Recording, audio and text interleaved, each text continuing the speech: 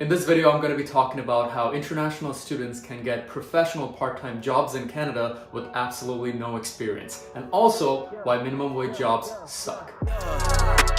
Coming in, yeah, flex. I just wanna win. Hi there, international students. My name is Z, also God's messenger for international students.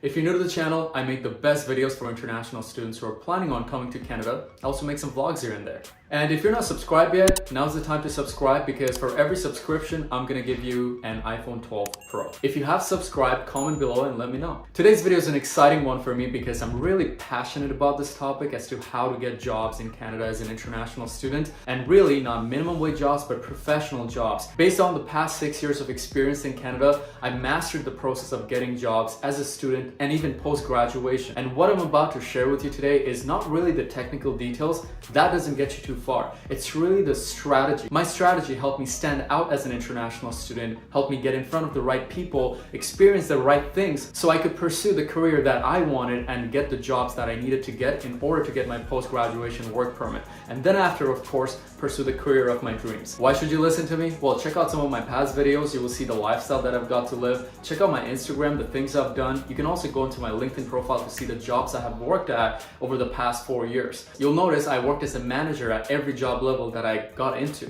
And I did all that as an international student. And now I'm currently working as a national marketing manager for a commercial real estate company right after graduation. And the purpose of this video is to make you believe that you can do the same for yourself. You can get amazing jobs after you come to Canada. Everyone who tells you that you can't, they just don't know. And I'm here to tell you that you can get those kind of jobs. The one thing I want you to take away from this video is that confidence. I want you to go away knowing that you can do it for yourself when you come to Canada. You can achieve the career of your dreams when you come to Canada, and within a very short period of time if you apply the right strategy. And that's what I'm going to share with you in this video today. Now, let's cover the basics. When you first come to Canada as an international student, you need a few things to get started working. So here are the things you need. First, you need to get your SIN number, which is your social insurance number. Then you need to open a bank account. And of course, if you have the right study permit, it will allow you to work 20 hours per week during your study period, and during your semester breaks, you can work full-time. You see, most international students underestimate themselves because they think they are international students, they're from a different country, and they might not have the same opportunity as Canadians. Here's the thing, because you are from a different country, you have that advantage. You have perspectives on life that Canadians don't, and that's what helps you stand out as a candidate when you're applying for jobs. But starting over in a new country is of course not as easy as you think. So if you want to get jobs, you need to understand how the process works here first. But with the right mindset and strategy, there are going to be lots of opportunities available to you. I get tons of students messaging me all the time. Hey, are there going to be opportunities in this field? Are there going to be opportunities in that field? Guess what? There are 30 million people in Canada, and it's a massive country. There are over thousands of businesses. In Ottawa itself, where I live, there's over 5,000 businesses. And if you're one international student, do you think there's not going to be a single job for you? There are always opportunities out there, and you just have to get in front of the right opportunity at the right time. Throughout this video, you're going to learn exactly that. The best part of all this is that I have an exciting news to share with you guys. In a few weeks, I'll be sharing with you an ebook called 14 Steps to Becoming an International Student in Canada. This is a book where I poured my heart into for you guys. I've been working super hard for the past 2 months to share all the information that I know and the strategies that I've applied in Canada in order to become successful. No agencies and no counselors will be able to share this with you. The most important part of this book is not only the technical details, but the strategies that I shared that will help you make choices even before you come to Canada, which is going to help you become successful here. So comment below if you want to be the first person to get it. Now that you know what you need in order to get started working in Canada, you have to understand how the job process works. As an international student, you can work either on campus or off campus. Now, if you're working on campus, you could either work in a minimum wage job or get a professional job. And the same thing applies for off campus as well. Now, in this video, I don't want to highlight too much of the minimum wage job because I don't preach it. I don't want international students to work at minimum wage jobs. I personally don't recommend you to do that at all. My channel, my brand is all about achieving better things. I want you to achieve the best for yourself, and that's through professional jobs. I want you to have the career that you want, and I can bet on it that no international student wants to work at a minimum wage job. Listen, people will tell you that minimum wage jobs are okay to work at. but they're lying to you. They don't want to look like the bad person. I'm willing to look and sound like the bad person just to tell you the truth that minimum wage jobs don't add any value either to your resume or to your life in a way that you can grow your career down the road. So coming back to the types of jobs you can get. On campus, if you want to apply for a professional job, here's the strategy you have to apply. Don't even get to applying first. Think what you need and what you have to do in order to get a job. First of all, you gotta fix your mindset. Most international students have their mindset in the wrong place. They start applying for jobs thinking that they're not gonna get it. For example, you apply to 10 or 20 different jobs just because you think you're not gonna get the first one that you applied for. If you shift that mindset of the fact that you think you're not gonna get the first job you applied for and you approach every job that you apply for thinking that you're gonna get it, you're gonna get the first job that you applied for. Hope that makes sense. Moral of the story, when you apply for a job, have a get it mindset. You wanna go and get it. Even if it's the one job that you applied for, have that mindset, 100% be committed to it that you're gonna get it no matter what. You will do whatever it takes to get that job. Don't take your eyes off that prize. Now that you have your mindset in the right place, you have to put the right strategy in place. If you're looking for professional jobs on campus, you have to identify what are the professional jobs first. Here are some examples of professional jobs you can get on campus. You could be working with official departments of the university, you could be working with student associations, you could be working with residences, or you could land a co-op placement based on your grades. Now that you know what job you want, you have to map out how you want to get that job. You need to get in front of the right person who's hiring for that job that you want. So you have to do whatever it takes to make sure you make an impression with that person. It's crucial that you have experience before you graduate from your program as an international student. If you graduate with no professional work experience, you're going to extend the time that it takes you to actually land the job that you want and that will qualify you for your permanent residency in Canada. Most international students wait till they graduate to apply for jobs. They think if they do well in their exams or their education and they graduate with good grades, they think somehow they're gonna land amazing jobs. That never happens. I want to tell you this story about an international student friend of mine.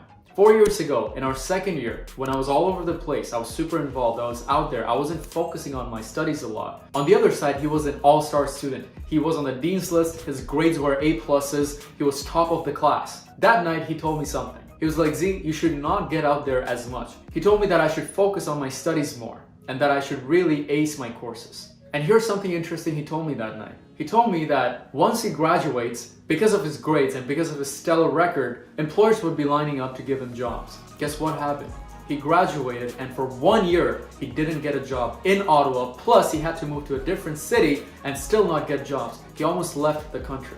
On the other side, I graduated and I had a job that I wanted, that I dreamt of, that I loved, and I joined as a national marketing manager at a global company. That's why it's so important to build experience before you graduate. Not only also to land your dream job, but to qualify for your residency. You don't want to graduate and end up frustrated because you're not being able to get a job because other people are more qualified, especially Canadians, because they have been here for a while. They have more experience than you. So your priority should always to get somehow some experience, professional experience on your resume so that when you graduate, you already have something to propose to employers. Now that you know what type of job you want to get, you have to find out even if there are jobs available within that department. So where do you find these job openings? You have to go on the campus job board to see what department is offering what type of job.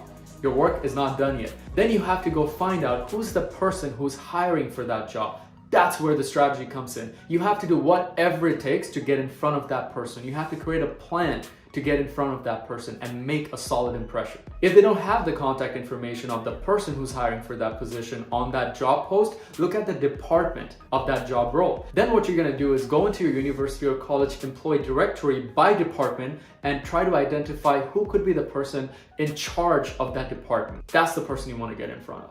Now, of course, you're just a student. You don't have experience, right? Here's the trick. You have to get in touch with that person and you call them. And you're gonna tell them, hey, listen, I came across this job post online and I'm interested in this position. And I was wondering if you guys hire students. What you're really trying to do is make an impression here. You want them to know you. You want them to know that you exist. And then of course the person's gonna tell you if they hire students or not. Let's say they say, okay, we don't hire students. Then you have to ask the person, is there any job position available for students in your department? What would it take to get involved in your department? Of course, the person is going to love your passion and interest in that department, and they're going to give you that information as to what you need. So you don't give up on the fact that they don't hire students. You ask them, what would it take you to get involved? Let's say they say, okay, we do hire students. Then you ask them, okay, what kind of skills do you look for? I looked in the job description and I saw this responsibility. Can you tell me a little more about what this would involve?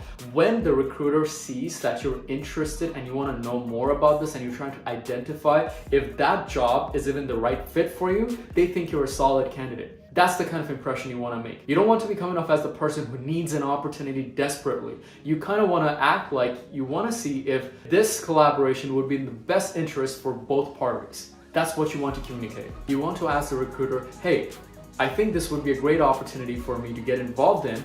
Would you mind if I send you my resume? Here, you're asking for the permission of the recruiter. Of course, when they give you that permission, they feel obliged to check your resume. You can follow up with that person because they're the ones who asked you to send that resume at that point. One thing I want to kind of clear off is most international students prefer working in co-op placements. Co-op placements are great because your university or college is placing you in that. But also not all international students can land co-op placement just because it's really hard to maintain those grades. Now that brings me to my next point, which is off-campus placements. So those international students who don't qualify for co-op placement because of their grades, don't lose hope. You can still get amazing jobs off campus. Now, what kind of off-campus jobs can you get? Of course, the minimum wage jobs would involve being a cashier somewhere, working at a gas station, or being a server. Or professional jobs include you working with a bank, or entry-level professional jobs in the field that you're studying in. Now, of course, in the beginning of this video, I promised you how you can land professional jobs with no experience. The best way to go about that is in your first week of university or college, there's always going to be this one career fair where there's going to be lots of employers that come to your institution to hire students. They come in to hire students with no experience. So you don't have to worry about having experience. They know that you don't have experience. So all you have to do is make sure you meet them and make a great impression. The best way to go about that is, let's say you meet an employer at the event itself. Before even approaching them, just take a minute and look at their banner, get the name of the company, go on Google and research their company for a quick minute. See if you like the company first. Don't approach them if you don't like the company because it will show. Look at what you really liked about that company and then walk up to that person. Ask them, hey, I'm interested in what you guys offer. I actually looked it up on internet just now and I love the products or the services that you guys sell. What kind of opportunities are you guys offering students right now? And then the person will tell you what kind of roles they're looking for. Then pick one and tell them why you would be a good fit for that role based on what you know about yourself. Then the person might ask you, okay, what kind of skill sets do you have that you think would apply for that? This is where you have to know yourself really well. So do your homework sometime after watching this video, take a piece of pen and paper and write down what are the skill set that you have that can add value to a certain company. And you need to make sure you have that answer prepared. You don't have to talk about the past experience you have because these guys are hiring students with no experience. Another way to approach off-campus jobs is basically by applying on job sites like Indeed, Monster, or LinkedIn. You find job opportunities, but again, don't just send in your resume. First, you have to find the person responsible for hiring for that position, and then you make the same kind of impression that I just told you about. But this time, it's going to be a little tricky because this kind of jobs needs you to have experience. If you have, luckily, some experience from back home, if you're already an international student who's watching this from your own country, try to get into a job right now so that you can have some experience. So what you're gonna do is once you come here, you're actually gonna use that in your resume and you're gonna try to make it look all pretty. Don't underestimate the experience that you have back home. Every employer here values whatever experience that you have. So what you have to do is sell your experience that you already had back home. But here's something that you have to do. For the role that you're looking to apply for, go on YouTube, take one day and research everything about that role that you need to know. The mistakes around that role, the responsibilities around that role, what do recruiters look for hiring for that role. You want to look up a day in the life of any person in that role. Then you will understand what really is involved around that role. Because you have done your research on that role, you can have an intelligent conversation with that recruiter. And that's how you can make a good impression on that recruiter if you don't have any experience. So if you have that experience from back home, Your goal is to make sure that it kind of matches the Canadian job experience type. You have to make sure that it's relevant to the kind of role you're applying for, and you have to really sell it. You have to show that that experience that you had back home matters. Even if it was a simple customer service representative job, you want to make sure that when you're pitching that job, you want to align it with the responsibilities of that job opportunity that you're applying for. But what if you had no experience back home? Then of course, you're not going to apply for a managerial level job, right? Of course, you can fake it till you make it. I did that. I'm not going to share that story today, but you can also come off super humble. Listen, at the end of the day, these recruiters are people. So you have to call them and tell them, listen, I don't have much skills. I'm just starting out as a student, but I already worked on some projects in my class. And these projects help me gain these kind of skills. Now, to show you a little example of a video that I did with a sales manager before, where I asked him, how would he justify hiring someone with no experience? This is the video. And if your first impression is sending someone a resume, you're basically going to look darn similar to everyone else applying. If your first encounter with the company is a phone call with CEO, you automatically put yourself in a spot, because you're the only one with the courage to call. Exactly. And you could Z, you did amazing on that phone call, because you knew things, you had intelligent questions. They were more related to what we wanted from digital marketing rather than what our company was all about, but they were intelligent questions. So, if I was going to tick boxes here, I'd say phone call rather than an email, or a resume dropped on a website. That's a tick. Next, smart questions, apparently much more than just a guy saw my number on a billboard. Someone who's thought about this a lot and has questions. That's another big tick. And those were the things. Well, I say that the third piece that really hit it out of the park for us, and that might be harder for your audience to do, but you had already done something in your past that sounded to me like useful skills. Yeah. And your history with video production and doing some work social. You were already doing some social media stuff for your own company, your own little company. Yeah. And as soon as I heard that you were already exploring how to benefit using social media as an advertising vehicle, I immediately thought, well, this guy's he's already there. He's got a program, he's doing this for his own ventures, and so those are the three tick boxes: like clearly experienced, clearly smart questions, and the courage to pick up the phone. To give you an example of how to find the right person, let's say on LinkedIn you find a job opportunity. Of course, it's going to mention the name of the company. What you're going to do is go on that search bar and type in the company name. Then you go into their employees section and you want to find the recruiter within that department. If they don't have a recruiter, what you're going to do is you're going to find the manager of that department, and then you're going to try to send them a message or find their emails and write them an email on how you're interested to apply for that job. Now, what's going to happen 99% of the time, you're not going to get a response. Here is how you can make another impression. What you're going to do is go on Google, find the company name, find their corporate phone number. You call that number, you're going to get in touch with the receptionist. Then you're going to tell the receptionist that, hey, I found this job opportunity online that's posted. Who would be the right person to get in touch with who's hiring for that role? The person is going to give you the name. And then you're going to probably ask, can you direct me to that person? The receptionists usually try to be the gatekeeper. They don't want to forward you to that person. If they forward you, good for you. But if they don't, you're going to take down the name of that person. If the receptionist gives you the phone number, that's great. If she doesn't give you the phone number, just basically take the name, take their email. Now, what you want to do is call back after a few days. But this time you don't act like the same person. All you do is say, can you forward me to the person, please? And you just mention the first name. Don't mention the full name of that recruiter. What this shows is that you know this person on a first name basis. So they're just gonna forward you to that person. Guess what? You just got in touch with that person. These are the simple hacks that I use to land opportunities that I did in Canada. In order to do all of this, of course, you need a resume template and an email template. I think I've kind of mastered that email and resume template because I was a recruiter before, but I'm going to share it with the ebook that's coming out. So keep an eye out for that. You see, the reason why I'm only sharing strategies today because all the technical details are included in that ebook that I'm going to share with you. If I were to share the technical details now with you, you're going to forget it in a second. Strategy is the most important part. The technical details, you can of course get it anywhere, but in my ebook, it's all in one place and it's in the best way possible. So wait for that ebook. Trust me, it's not going to disappoint you. Two powerful elements that's gonna land you jobs in Canada faster than anything is networking and learning how to get in front of the right people. I'll give you two stories. The first one is about how I landed my first professional job in Canada. Of course, I was working all over the place on campus, but I was also able to land off-campus jobs. There was one time I went to an entrepreneurship conference at the University of Ottawa. It was a conference where students from the business faculty were pitching their business ideas. I was an engineering student. What was I doing there? I wanted to check out the coolest events happening on campus, and it would be an opportunity for me to meet new people. But there was one person I met in that event, and I found out he was a student at U Ottawa as well. I asked that person, hey, where do you work? And then he told me that he works for this one credit card company where his responsibility is to go sell credit cards to students. And of course, out of curiosity, I told him, would you be able to connect me with your boss by any chance if they're hiring?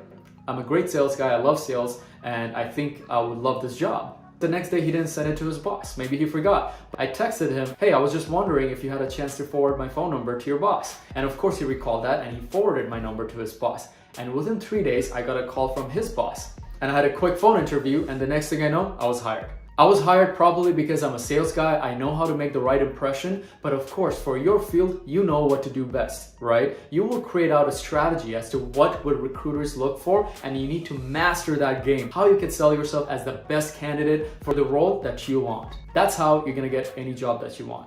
Next thing I want to share with you is how I approached the right person and ended up creating an opportunity for myself. When you're in a university or college, your faculty directors will always keep sending you emails regarding student job opportunities, and these are professional job opportunities. So in my third year, I came across this job opportunity to work with a commercial real estate company as a social media coordinator. It was an internship position for 3 months.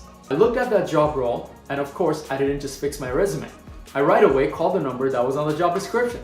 I luckily got in touch with the person who was charged of hiring for that position. That phone call went over 30 minutes because I asked everything about the job role. I got curious. I didn't call to just tell the person that I'm gonna send in my resume.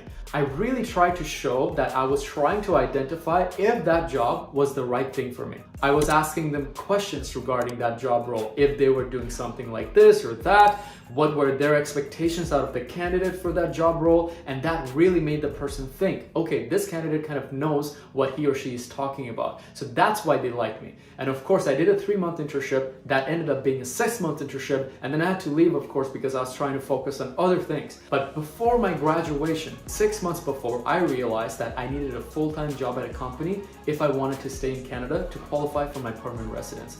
Guess who I called? The same employer. So I called up the managing principal and I told him that, hey, listen, I have a plan based on the past few years of experience that I have. I think I can really add value at this one spot. I can really help market your company digitally to all of North America. I said, let's meet over coffee and let me present this plan to you. And that's how you keep adding to your portfolio. Guess what? I did all of that for the first 4 years. When I graduated, I had already 4 professional positions on my resume. That's all you need to land a high-paying job after you graduate, a job that you're gonna be happy working at, and it's not gonna be an entry-level job, and you're set. Listen, I want to help you out. Comment below as to what interview questions you find really hard answering, and I'll try my best to get back to you on that, or even make another video with all the questions that you mentioned in the comments that are challenging in an interview. And lastly, minimum wage jobs.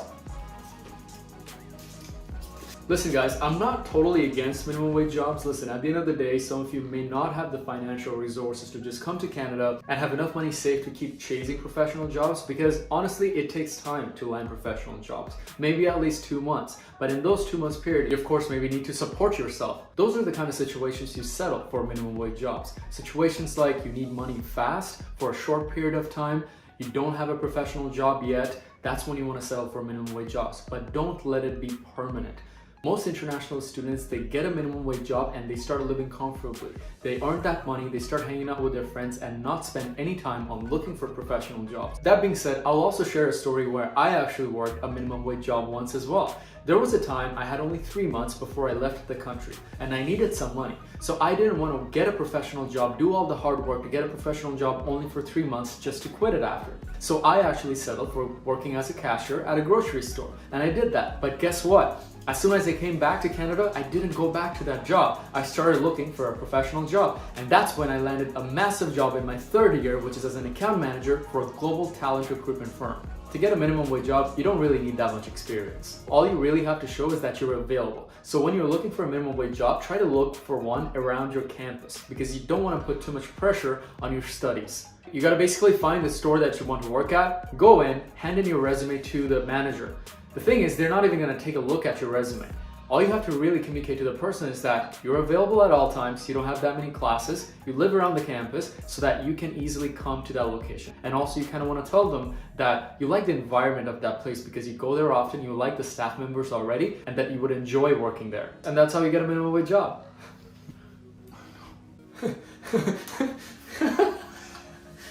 All right, recap.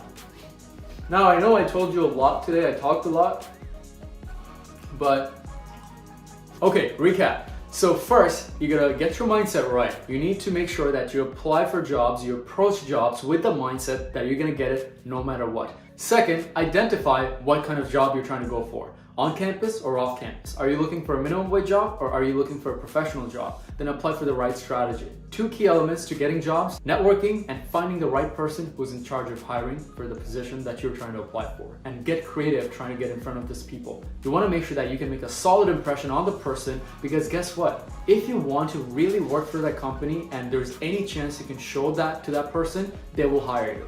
Lastly, even though if you're approaching jobs with that mindset that you're going to get it, at the end of the day, it's still a numbers game. You want to make sure that you reach out to enough companies that you can expect a response, right? Let's say a company is not hiring, so are you just going to wait till they hire? That's where you get into the realm of creating opportunities for yourself. You reach out to so many companies that at the end, there will be so many opportunities coming at you, which ends up with you being in the driving seat and you take charge of where you go. Lastly, get involved. You want to make sure people know you for what you do. If nobody knows you for what you do, no one's going to hand you an opportunity. You got to tell people what you're good at, else they're not going to know what you're good at. As usual, I want to end this video on an inspirational note where I really want you to look at getting professional jobs as an opportunity as an international student. You just came into this new country. This is an opportunity for you to get new perspectives, really grow your skill set. It's not only about earning money. Of course, professional jobs help you make money and add some experience to your resume, but of course, there is a bigger picture attached to it. Getting a professional job as an international student early on helps instill value in you that makes you a better person in the long run.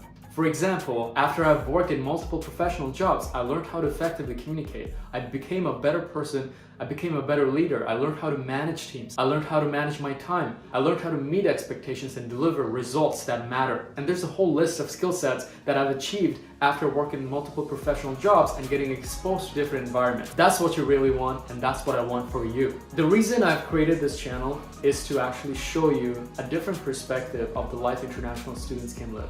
I believe traditionally international students live the same life where they just graduate, get a simple job, and live an average life.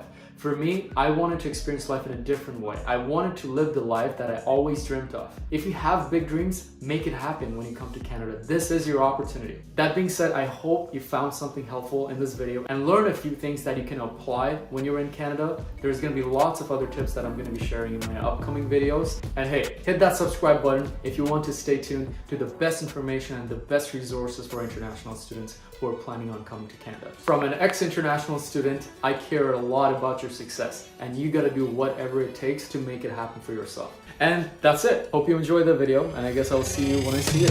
Ciao.